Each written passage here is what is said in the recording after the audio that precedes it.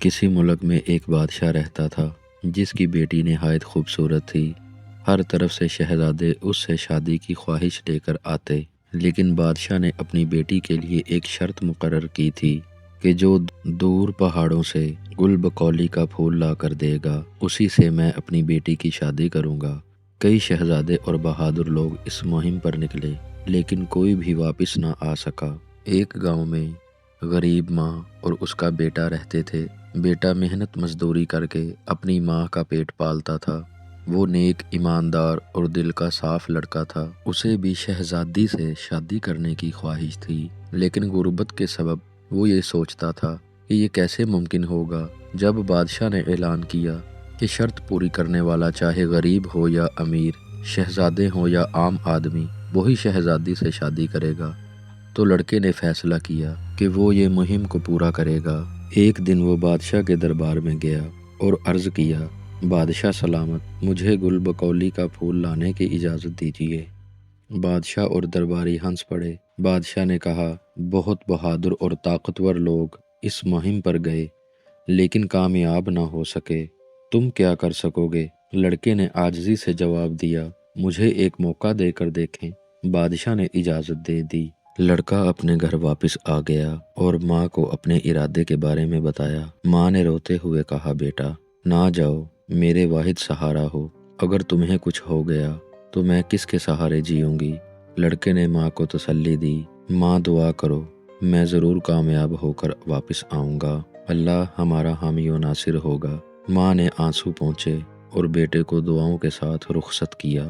لڑکا سفر کے لیے تھوڑا سا کھانا اور پانی لے کر روانہ ہو گیا۔ وہ جنگلوں اور پہاڑوں کے بیچوں بیچ سفر کرتا رہا۔ جلد ہی اس کا کھانا اور پانی ختم ہو گیا۔ بھوک اور پیاس سے نڈھال چلتے چلتے وہ ایک خوبصورت چشمے کے قریب پہنچا۔ چشمے کا پانی شفاف اور نہایت خوش ذائقہ نظر آ رہا تھا۔ وہ پانی پینے کے لیے جھکا اور جیسے ہی پانی پیا، اس نے محسوس کیا کہ نہ صرف اس کی پیاس بجھ گئی تھی، بلکہ بھوک بھی ختم ہو گئی۔ پانی پینے کے بعد وہ جانے ہی والا تھا کہ اس کی نظر ایک زخمی باز پر پڑی جو زمین پر پڑا تڑپ رہا تھا۔ اس کے دل میں رحم آ گیا۔ وہ باز کے قریب گیا اور غور سے دیکھا کہ باز کے زخموں سے خون بہہ رہا تھا۔ اس نے باز کو نرمی سے اٹھایا اور چشمے کے پاس لے گیا۔ چشمے کے پانی سے باز کو نہلایا اور زخم صاف کیے۔ جیسے ہی باز کے زخم دھلے، اچانک باز ایک بزرگ میں تبدیل ہو گیا۔ بزرگ نے مسکرا کر کہا، بیٹے میں تمہارا امتحان لے رہا تھا۔ میں دیکھنا چاہتا تھا کہ تمہارے دل میں رحم اور ہمدردی ہے یا نہیں۔ تم نے یہ ثابت کر دیا کہ تم ایک نیک اور سچے دل کے انسان ہو۔ بزرگ نے اس لڑکے کو ایک جادوئی چھڑی دی اور کہا، یہ چھڑی تمہارے سفر میں بہت کام آئے گی۔ تم کہاں جا رہے ہو؟ لڑکے نے بتایا، میں گل بکولی کا پھول لینے جا رہا ہوں تاکہ بادشاہ کی شرط پوری کر سکوں اور شہزادی سے شادی کر سکوں۔ بزرگ نے کہا، تمہارا سفر بہت طویل ہے اور مشکل بھی، لیکن میں تمہیں راستہ بتا دیتا ہوں۔ یہ چھڑی تمہاری ہر مشکل میں مدد کرے گی۔ لڑکے نے بزرگ کا شکریہ ادا کیا اور چھڑی لے کر سفر پر روانہ ہو گیا۔ چلتے چلتے وہ پہاڑوں کو عبور کرتا ہوا ایک بڑے اور خوبصورت جنگل میں پہنچا۔ وہاں راستے میں اس کی نظر ایک شیر پر پڑی۔ شیر کو دیکھ کر وہ گھبرا کر درخت کے پیچھے چھپ گیا، لیکن حیرت کی بات یہ تھی کہ شیر نے اس سے انسانی زبان میں کہا، ڈرنے کی ضرورت نہیں، میری بات سنو۔ لڑکا حیران ہوا اور ہمت کر کے کہا، ٹھیک ہے کہو۔ شیر نے کہا، میں پریوں کے دیس کا شہزادہ ہوں۔ ایک جادوگر نے مجھے شیر بنا دیا ہے اور میری محبوبہ پری کو چڑیا بنا کر ایک پنجرے میں قید کر دیا ہے۔ وہ پنجرہ اگلے پہاڑوں کے پار ایک درخت پر لٹکا ہوا ہے۔ اگر کوئی اس چڑیا کو پنجرے سے آزاد کرے گا تو جادوگر کا سحر ختم ہو جائے گا اور میں اور میری پری اپنی اصلی حالت میں واپس آ جائیں گے۔ شیر نے لڑکے سے مدد مانگی اور بدلے میں اسے ایک اڑھن قالین دیا۔ یہ قالین تمہارے کام آئے گا، خاص طور پر واپسی کے سفر میں۔ لڑکے نے شیر کا شکریہ ادا کیا اور وعدہ کیا کہ وہ پری کو آزاد کرے گا۔ لڑکا پہاڑ عبور کر کے اس جگہ پہنچا جہاں ایک بڑے درخت پر ایک پنجرہ لٹکا ہوا تھا۔ اس پنجرے میں ایک نہایت خوبصورت چڑیا قید تھی۔ لڑکے کو فوراً اندازہ ہو گیا، یہ وہی چڑیا ہے جس کا ذکر شیر نے کیا تھا۔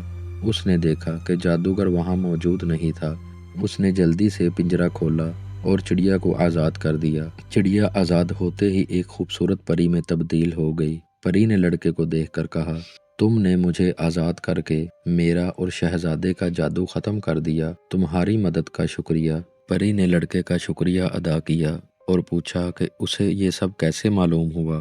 لڑکے نے بتایا کہ یہ سب کچھ شیر نے بتایا تھا، جو اصل میں پریوں کا شہزادہ تھا اور جادوگر کے جادو کی وجہ سے شیر بنا ہوا تھا۔ پری نے کہا، تم نے نہ صرف مجھے آزاد کیا بلکہ میری اور شہزادے کی زندگی بھی بچائی۔ وہ دعا دے کر اڑ گئی اور شہزادہ بھی اپنی اصلی حالت میں واپس آ کر خوشی خوشی پری کے ساتھ چلا گیا۔ لڑکا وہاں سے آگے روانہ ہوا۔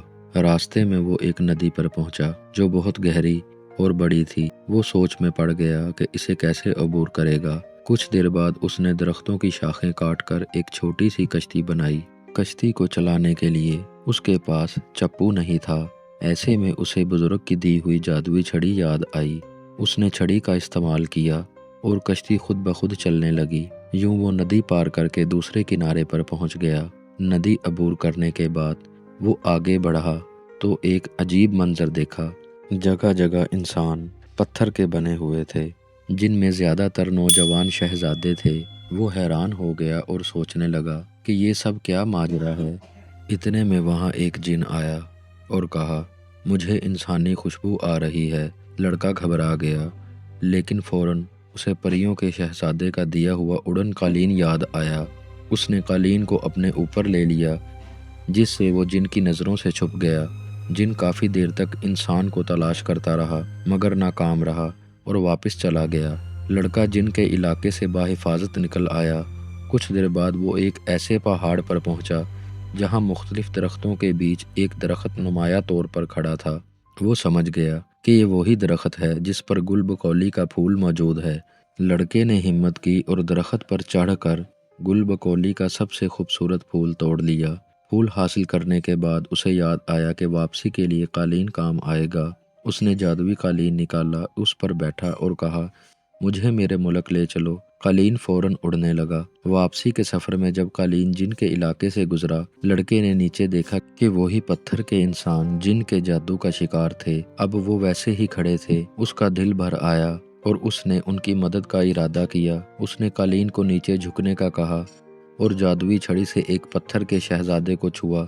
چھڑی کے لمس سے جادو ٹوٹ گیا اور وہ شہزادہ دوبارہ انسان بن گیا۔ لڑکا باقی پتھروں کے قریب گیا اور سب کو چھڑی کی مدد سے انسان میں بدل دیا۔ سب نے اس کا شکریہ ادا کیا اور اپنی اپنی راہوں پر روانہ ہو گئے۔ لڑکا پھر قالین پر بیٹھا اور بادشاہ کے دربار میں پہنچ گیا۔ دربار میں پہنچ کر اس نے گل بکولی کا پھول بادشاہ کے سامنے پیش کیا اور کہا، بادشاہ سلامت، آپ کی شرط پوری کر دی گئی۔ تو اس نے حیرت سے کہا، مجھے یقین نہیں آتا کہ تم نے یہ کام کر دکھایا، لیکن میرا دل یہ تسلیم کرتا ہے کہ جو بھی یہ پھول لا سکتا ہے وہ نیک، رحم دل اور سچا انسان ہی ہو سکتا ہے۔ بادشاہ نے لڑکے کی ماں کو عزت کے ساتھ محل میں بلوایا۔ محل میں سب لوگ حیران تھے۔ بادشاہ نے کہا، میں نے اپنی شرط اس لیے رکھی تھی کہ جو میری بیٹی کو سچے دل سے چاہے گا اور اپنی نیک نیتی ثابت کرے گا وہی میری بیٹی سے شادی کا حقدار ہوگا۔ تم نے یہ کر دکھایا اور تمہاری نیکی اور ہمت نے مجھے قائل کر دیا۔ بادشاہ نے نہ صرف اپنی بیٹی کا رشتہ لڑکے کو دے دیا بلکہ اپنی آدھی سلطنت بھی اسے عطا کر دی۔ یوں شہزادی اور لڑکے کی دھوم دھام سے شادی کر دی گئی۔ دونوں نے ہنسی خوشی اپنی نئی زندگی کا آغاز کیا۔ لڑکے کی ماں کے لیے بھی یہ لمحہ فخر کا تھا اور اسے پورے محل میں عزت و وقار حاصل ہوا۔